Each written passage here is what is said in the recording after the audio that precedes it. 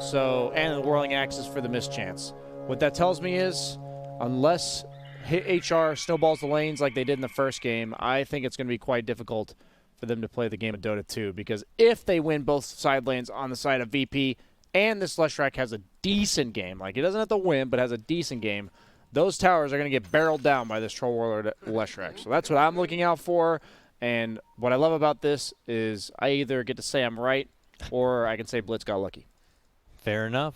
And yeah, I kind of share similar sentiments here. If HR don't have a good laning phase, you'd think they'd want to fall back on their tremendous power in team fights, but your supports do have to get up to that level 6 mark at some point to be able to make it happen. And if VP can continue immense pressure, it would be a significant thing for them. Funnick on the Pango.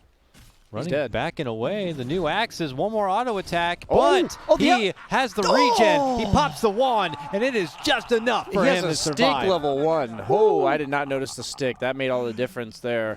I like to go stick level 1 on offlaners against Troll. He almost always spams those whirling axes, so pretty value there. But that not ideal, the fact that he has to go back to base. How many bounty runes will VP manage to scoop up? Looks like we're going to have a click battle in the bottom lane. Looks like it could be 3-1. It's going to be 4-0. Oh, unless that rune, is swapped over. That means 4-0 start. Well, Rogers taking almost all of his health and damage as well. He's going to have to go to base if he doesn't want to salve. I was already concerned about the top lane for Hellraisers, and this does not change my mind. Yeah, but Funnick looks so cool, Barry, surviving there. That was good. that could have been an utter disaster. Let's be very clear about that. So you're right. With that, the position they're in means that the economy advantage will tip the way of Virtus Pro just by a bit, but every little bit does matter. Oh my gosh! He misses the snipe on the creep top. Funnick trying to get that last hit with the swashbuckle. So that's not a good start for them top. He's just going to cut, knowing that this lane is not at all contestable, and that Oracle Q is quite annoying for when you're trying to drag the creeps. A lot of damage coming out. Yeah, the damage from all the creeps stacking on and doing all that right click certainly can add up. A bit odd that he went for the stick if his plan is to just cut the creeps, because that means nobody's going to be there. True. And meanwhile, bottom lane, Miposhka was able to snipe down the Weaver's courier. Maybe Weaver just getting a bit overexcited with the positioning, didn't quite keep track of where the courier was, but either way, Disruptor will pick up that one. Funnick is able to get the creep pull all the way under the tower for himself. And for mid lane, the Lesh matchup is at 5. At the moment, Ducasani's 3. But, TA will need a little bit of time to kind of keep fighting forward. Blitz was saying that the first stun is the most critical one. Gets the range creep deny. Really good job to... Sorry, I didn't mean to interrupt you. No. Hey, he used the creep aggro there to take the melee creeps off of his own range, so the TA thought his attack would do enough damage, and then the creep stopped attacking it, so then he got the deny. So that was really cool. One of the best creep aggro abusers in the entire lane, or entire world, excuse me. Q flies out, but the Icarus dive is there from Roger, so he doesn't get locked in spot. And, even just the Oracle 1 support is doing a nice job babysitting, which is typically one of his weaker traits by what most people say, is how he's able to kind of just fend off in the lane. But in this matchup, he's doing all right for now.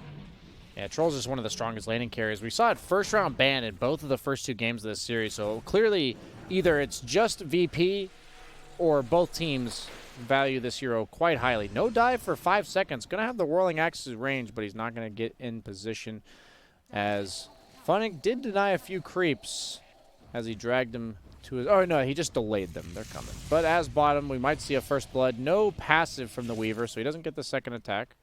I'm also watching top. Roger. Yeah, a lot of shenanigans going on here. Continuing to dive away from Solo. Solo does have just 1 level into that Purifying Courier Flames. Delivery, special delivery courier. Hi there. How's it going, little penguin? Thank you very much. How does the bird just kill the other bird? That's like the murder version of cannibalism. What do you think about that, Dakota? He dropped an egg, so where 1 life's gone, another one's born. Okay, he replenished it. Yeah, so, okay. You know what? It works out. That's the cycle of life. Exactly. And now Roger will finally TP out. A long-winded chase by Solo there. We must be going with some serious shenanigans. Nick's tipping Resolution on the bottom. As Rezo, 9-3 CS game right here to the Rickies 13-5. We were expecting that Rezo should be able to have a pretty good time coasting through with the CS, given that the Disruptor is not able to be a big threat at all. Yeah, the fact that mid lane's going the way it is of deep concern to me, because we see the Pangolier sitting at 4 CS. Yes, the Phoenix has some, so that's good. Effectively sitting at 10 CS as an off-lane duo, but Oracle does snipe that big creep. The value coming out there. That's like a 100 gold swing. 1K net worth advantage already to VP. Exactly what I was afraid of. Might actually happen one of these games. Those 4 Stun bounties early hits on helping. the TA. DD rune might have to go for that deny. Oh, he's going to take the edict. Oh. Okay, both players. Does get the DD on TA. Has the slight level advantage, but Les should hit level 5 here, which he does. About even. Troll absolute free farm top, though. Big wave here. Oh, yeah. Good deep push, though. He did use Swash. And they fought the wave, but he did accidentally draw tower aggro on IL2W. Got to work on that mechanic for himself there. And not going to get really any tower damage off, but there's a new wave here. 3 range creeps. And get some decent damage off onto the troll. Nice denies. Nice denies on the range creeps there. Denying up. Squawk. That's actually a very appropriate squawk there. Very nice. Oh, but all's calm right now. We're going to be getting at about 5 minutes now without a first blood shed yet. And the bounty runes come out. Now, no real kill combos in the supports. We have an Oracle Weaver on one side and a Disruptor Phoenix on the other. I think that kind of explains why we have no kills just yet. Yeah, just harassment on each side. A little bit of flirting here. Bottom Zayach. Oh, nice overwhelming odds. Hits 2 of them there. Yeah, good amount of damage, plus the bugs will be super annoying. I like this Legion build a lot. Who cares about movement speed in this lane? You're just trading with the Ricky. Has the Buckler at the level 1. Goes for the Bracer plus the Glove of Haste first. Going for treads.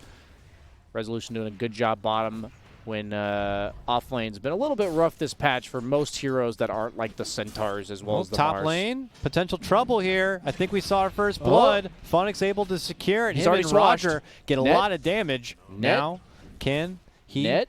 take him down? Axes. Net. Whirling. Of X? Yeah, a net?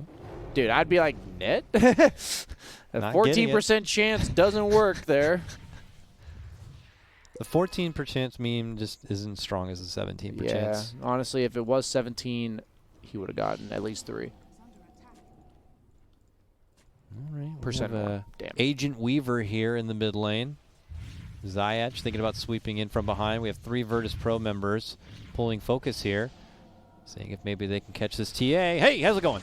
Here goes Zayach nice glimpse. moving in, but as you said, the glimpse back onto no one means he has to go extra far to try to help out. The stun anyway, will find connection, and because of that, he could just edict burst down the rest of this TA. Makes it a worthy trade for VP, but have I spoken too soon? No, I have not. Just killing everybody. Oh my good God. Funnick runs in but gets blasted from behind with the assistance from the Oracle. Wow. Yeah, Leshrac against TA, as long as you're not too scared to walk up on top of her, that edict shreds the refraction charges and thus shreds her. A cute effort from the Disruptor No dive to for fend 10. them off, but they are going to dive on the side of Virtus Pro for the bird and easily finish off Roger. TA might die again. No one's here. He's got a killing spree now.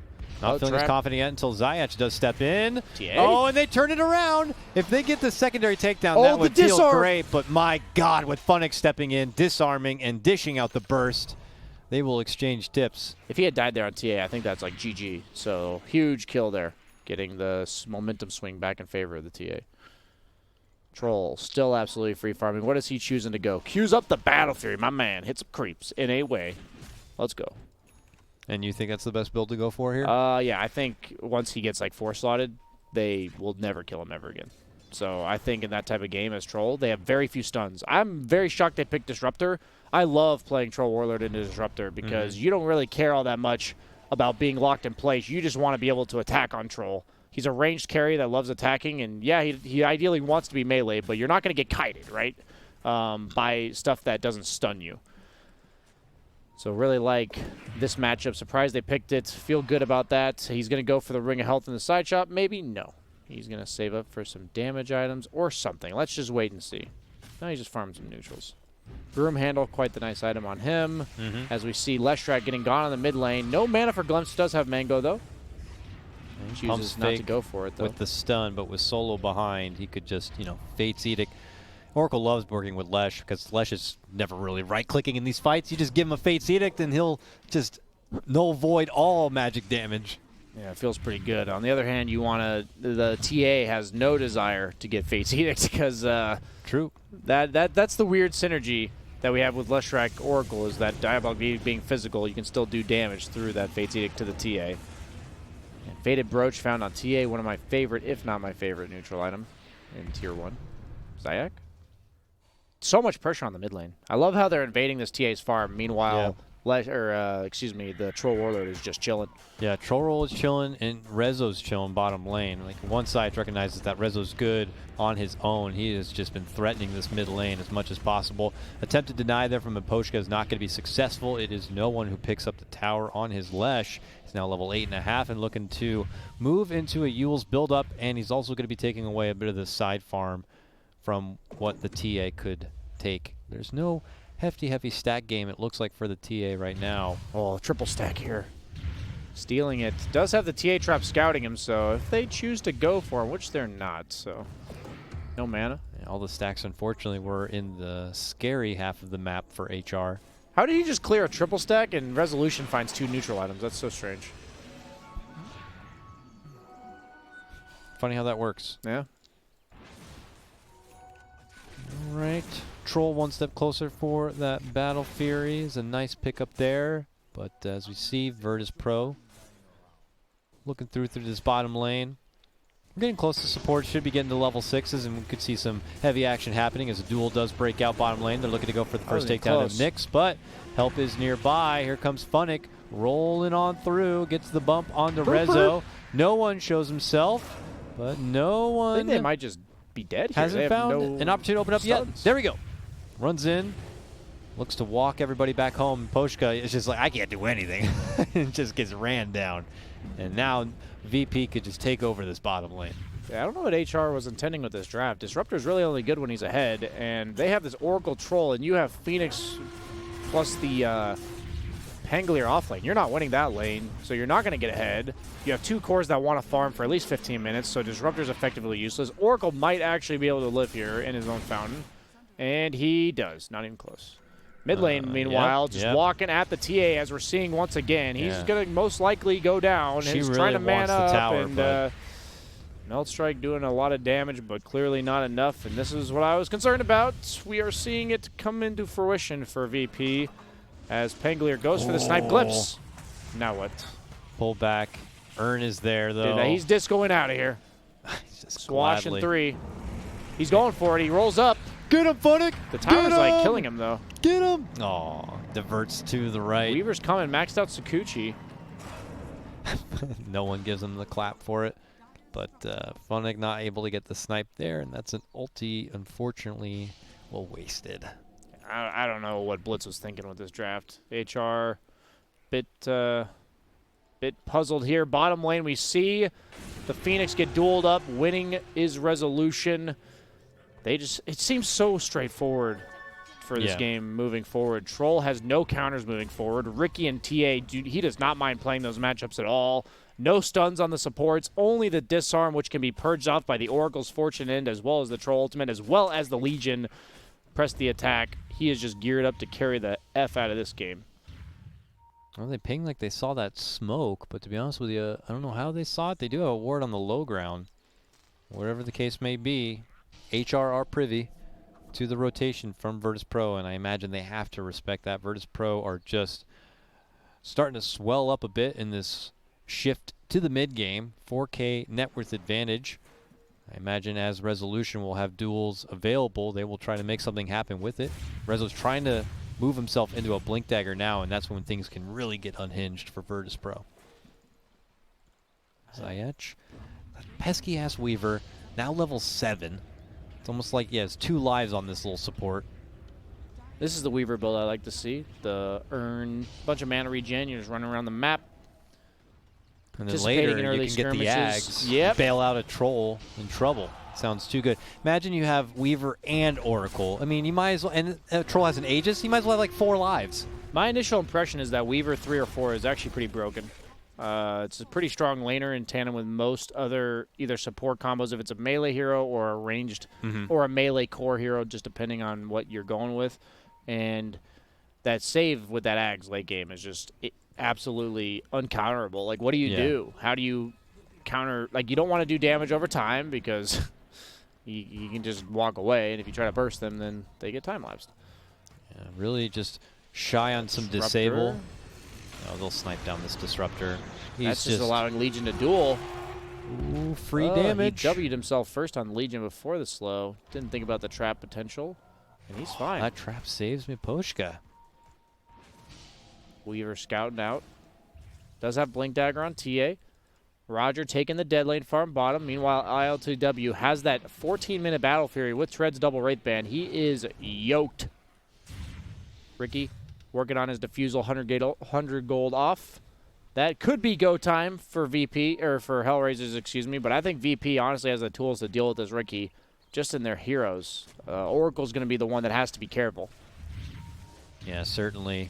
But it is Solo, a veteran in his own right, and knows proper positioning, I'd imagine. Bottom, he got netted. Oh my god, the permanet on Phoenix. Uses the ultimate to slice the extra up the attack Phoenix. speed. That might be the call for a move here at the top. There's the glimpse back. They're trying to snipe down Little Oracle. Jump in from Nyx. Makes it all but certain. And HR get a kill on the board. It feels like it's been a while. But a little bit of positivity shining their way. That troll's just so far, man. He has absolute free array to the bottom half of the map. And now he Yules onto Ricky. Perfectly timed stun. Dust. And the duel. They just make easy work. Now what for HR? Are they going to try to take this fight? Time lapse is off the disruptor. Glimpse back. Strike. There's Rezo.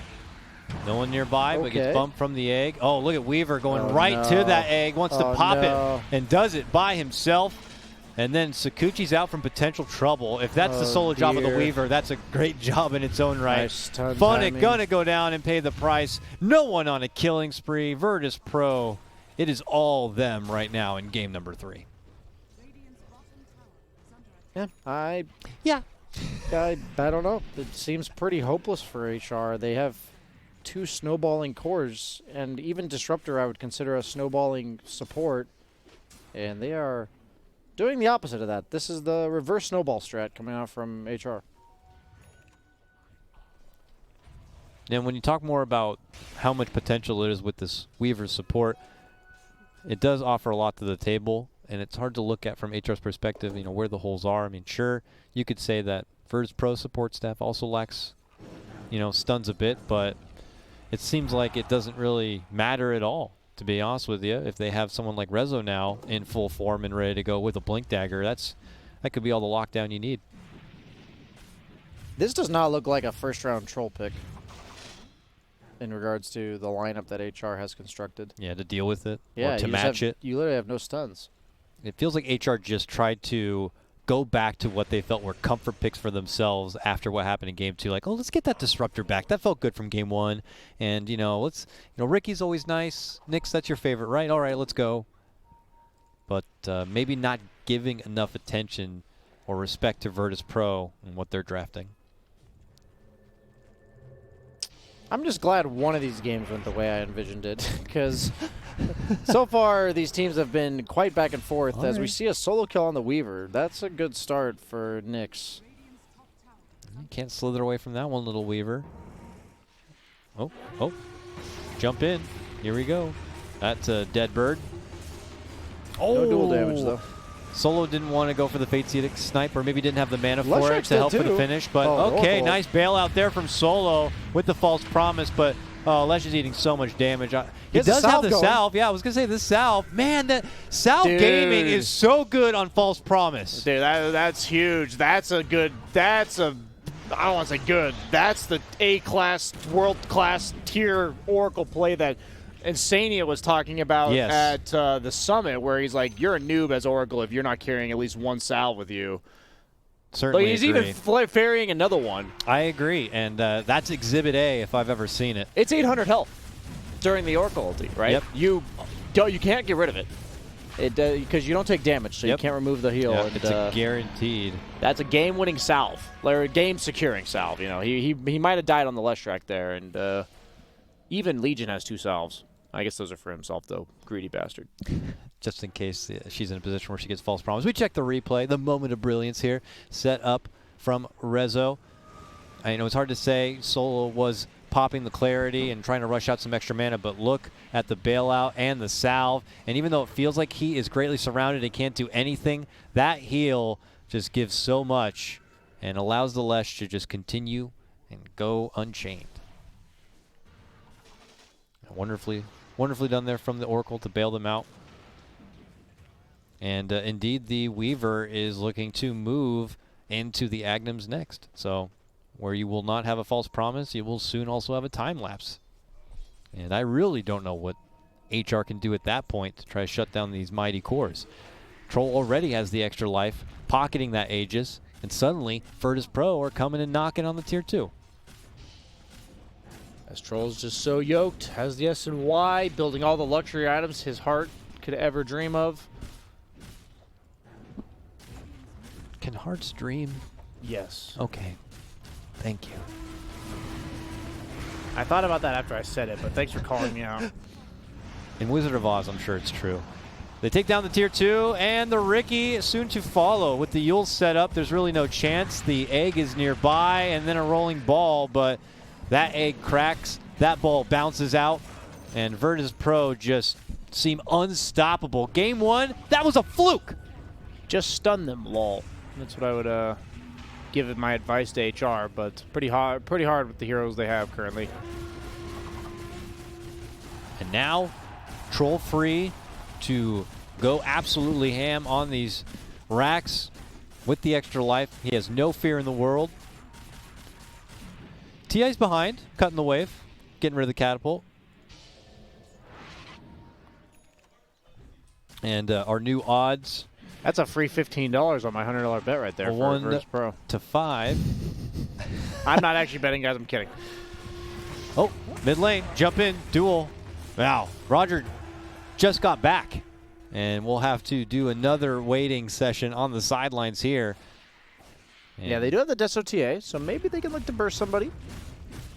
But Bloodstone on Lesh. Let's see here. How much damage can you do to Little Rezo? I'll give some Fate's Edict, even though not too much magic damage. Oh, God. Whoa, Panic okay, ulti Solo, from Oracle relax, there. relax. Fate's Edict over there, False Promise over there. You gotta settle down. It is on cooldown now, but I don't think they really care. Oracle's dead anyway. He didn't have his ult anyway. Let him go. Yeah. Might result in them backing off, though, because that's... They got what they needed, but maybe they're getting greedy and want to make use out of the Aegis. I like what before it ILTW is doing. You want to retreat like this against Disruptor, because otherwise you get yanked away from your team too far. Yeah, they're trying to walk Oh, him the net, back. the He's net. ready for the glimpse back. Decides to go toe-to-toe with Funnick. Is welcome with a good net, but eventually they do isolate the Troll. Can they finish him off? He's getting off way too much damage for this first life of his Aegis, and he's able to mow down the TA. Are you serious now? Oh, my God. Virtus Pro, I think they got this one in the bag and then some. Let's go ahead and just make the cherry on top as they take the TA2. She is out. That was her buyback, Brian. This one's over. This has got to be over soon, right? Yep, it's over. So. About 4 seconds. Gosh. I'm disappointed in Hellraisers after that Game 1 performance. I don't know if I'm more impressed with VP coming back after a shaky Game 1 or more disappointed about the HR.